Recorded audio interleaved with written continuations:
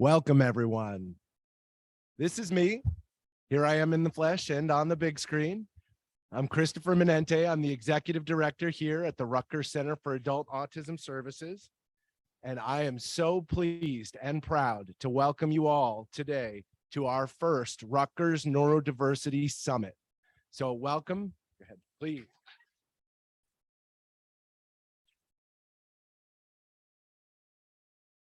So welcome to all of you in person. We have about, I'd say 45 people here, which is a wonderful turnout. And also welcome to all of you attending virtually. For everyone in the room, we have just as many folks on Zoom right now, also watching the presentation and following along. And just to say out loud that this will be recorded so that we can post it online for future viewing, because we firmly believe that today's event is really just the start of our work. Prioritizing and focusing on neurodiversity at Rutgers. So the creation of the Rutgers Neurodiversity Taskforce really represents an enormous leap forward in ensuring that our university is a place where neurodivergent people feel valued and embraced for their differences. Our Neurodiversity Task Force includes a dedicated group of 20 members that includes several Rutgers University students across different levels and disciplines, and many prominent members of the Rutgers University staff and faculty leadership, many of whom are here today in person, and many of whom will be featured speakers today during the event program. And just to orientate you all to the screen to your left over here, these are the bios of all 20 of our Neurodiversity Task Force members that will be scrolling on a loop. So in between sessions, if any of you are interested in learning more about this incredible team that we've assembled to really put neurodiversity at the forefront of priorities at Rutgers, there they are for your review. So the dedication and hard work of these task force members over this past semester have resulted in the event that you are attending today. It is our hope that today's event is the first of many at Rutgers devoted to ensuring that our university has representation of neurodivergent people at all levels throughout its students, staff, and faculty, and that all of our beloved university community is one where all have the opportunity to thrive and be celebrated for exactly who they are. So a special thanks to my task force co-chair, Courtney Butler, who's a behavior analyst at the Rutgers Center for Adult Autism Services and who has led our college support program for the last 4 years.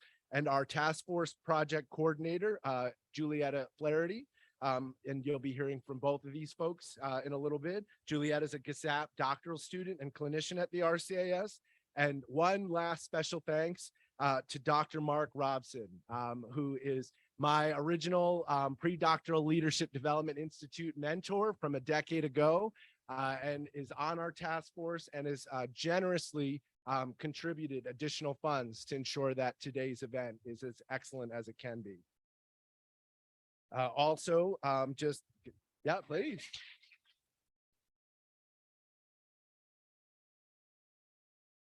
And so you'll learn more about Mark later on in our last panel of the day. As I said earlier when introducing to someone, I'm not going to go through Mark's full bio today because we'd be here all morning. He's won every award at the highest of levels, and it's just the nicest, most approachable person that anyone is ever to meet. Thanks to Dr. Anna Branch and Dr. Joan Collier from the Rutgers University Office of Equity and Inclusion for supporting the creation of this task force through the IDEA Innovation Grant Program. And thank you both. This couldn't happen without you. And it's so critical that Rutgers includes neurodiversity within the prioritization of other diversity initiatives at our wonderful university. And this is tangible evidence that that is the case. So thank you. So just an overview of today's events. Today's event is meant to engage our university community as an extension of our task force's data collection process related to identifying the most prominent issues facing neurodiverse people at Rutgers. Consequently, the event program for today is meant to be a little bit in a conversational, dialectical format. We do have some individual speakers up front, but then after that, we're going to have a number of panels. And those panels are meant to engage all of you. We want your perspectives. We want your questions. We want your comments. So this isn't just us reporting out what we found. This event represents another stakeholder group where we want to hear from you and understand and learn more about what areas there are for improvement at our university in supporting neurodiverse people. So with that in mind, please note that we will plan to attempt to be flexible in transitioning from one session to another in the interest of captioning any critical dialogue that may occur. So if we're having a great dialogue around one topic, we may extend that session in a dynamic fashion. And please, if we do have to end and move on, please don't take it personal. I'll do my best to be as respectful and professional as possible as today's MC. So first, just to lay some groundwork, what is neurodiversity? So neurodiversity is a philosophical framework that ensures that everyone is celebrated for the way that their brain works, the way that their cognition functions, their processing. It ensures that people who think differently, people who view the world differently, are not treated as lesser for their differences, but instead embraced and celebrated for their differences. In a world informed by neurodiversity, there is no discrimination, for people who are neurodivergent. Right? And over the last decade or so, there's been an incredible neurodiversity movement that has really been championed primarily by autistic advocates. So this word neurodiversity has come to be equated quite a lot with autistic advocates in particular, right? And when we're talking about neurodiversity, we're not just talking about people with autism. And certainly I realize here we are at the Rutgers Center for Adult Autism Services, but just please be aware that all neurodiverse people really require like greater supports, greater access, and targeted approaches to limiting the stigma that is often involved with being a neurodiverse person.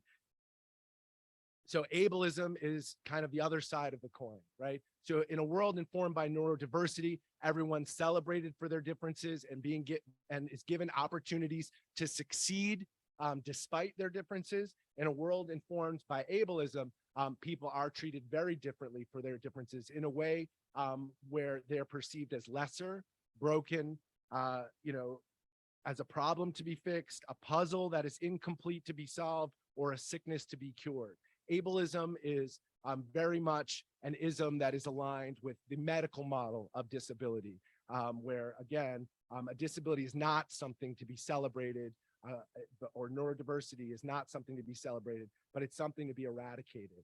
And in an ableism model, people who are neurodiverse are often trained or taught to act more neurotypical, right? Those people are often encouraged to mask their neurodivergent traits, which I'm very excited. We will have multiple presentations today on the psychological, emotional, and physical toll that takes on neurodivergent people, and just frankly how exhausting it is to have to pretend that you're someone you're not, just to have the opportunity to succeed in society the way it is today. Because unfortunately, our society, the way it is today, is very much informed by a perspective of ableism in the majority of cases, and is not informed by a perspective of neurodiversity.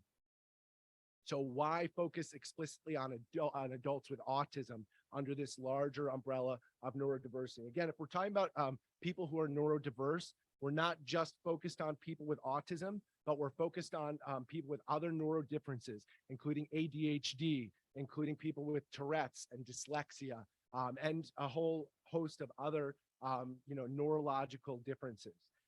But so the reason to have an explicit focus on adults with autism is that people on the spectrum have arguably the absolute worst outcomes in terms of quality of life throughout their lifespan, right? And when we're talking about poor outcomes in terms of quality of life, we're talking about across several dimensions of measurement, including employment, independent living, psychological, emotional, physical health. Probably the most startling statistic up on the screen right now is the life expectancy for people with autism. So in some cases, the life expectancy for people with autism is half that of neurotypical people in the United States.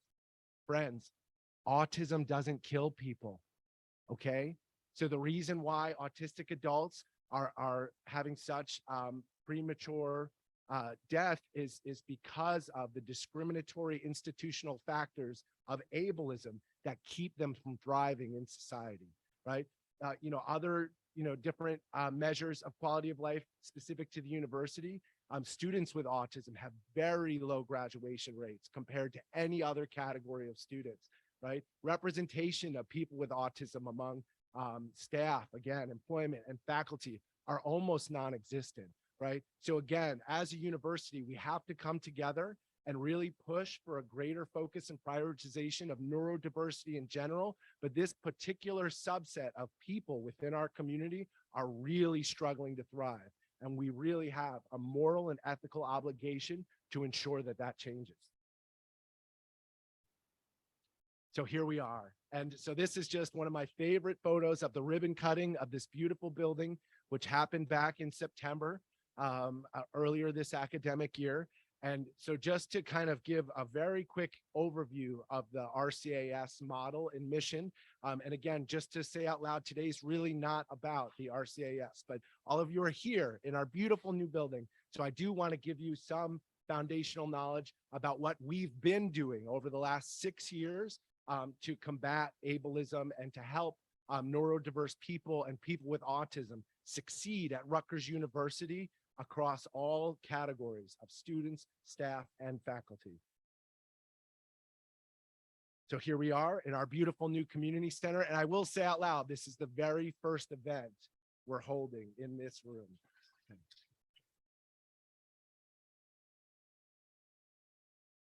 Thank you. And so just again, to set the stage for the RCAS, this program is unique to the world, okay? The majority of other programs that exist for adults with autism are largely underfunded. They don't have research occurring where people are looking into what the most effective practices are. They don't have highly trained staff. Their staff don't get a living wage, right? And the individuals who attend these programs often don't have good outcomes, right? So for those of you who aren't familiar with what's typical in adult day programs, right? It's not uncommon, for you to for these programs to be congregate, where you have many people being served at once without any real individualization or differentiation of services based on individual need.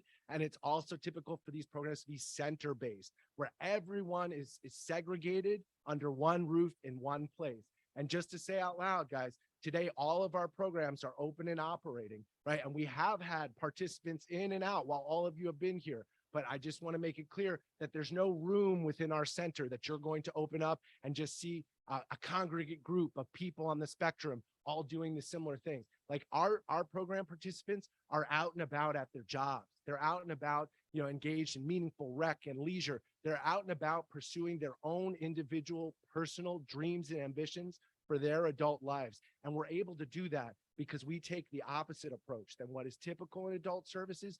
We make sure we have highly trained staff.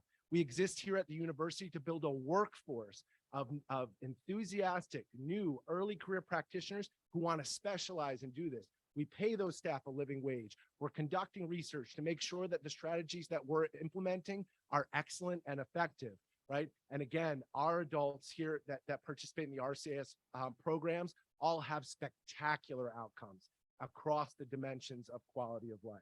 And again, we have a trifold mission of service where we're supporting adults with autism directly, training where we're training the next generation of practitioners across academic disciplines to specialize and do this work with adults on the spectrum, and research, again, where we are taking meticulous data and disseminating all of the findings that we're making every day about what needs to happen to help adults with autism and adults with other forms of neurodiversity succeed in society the way that it is.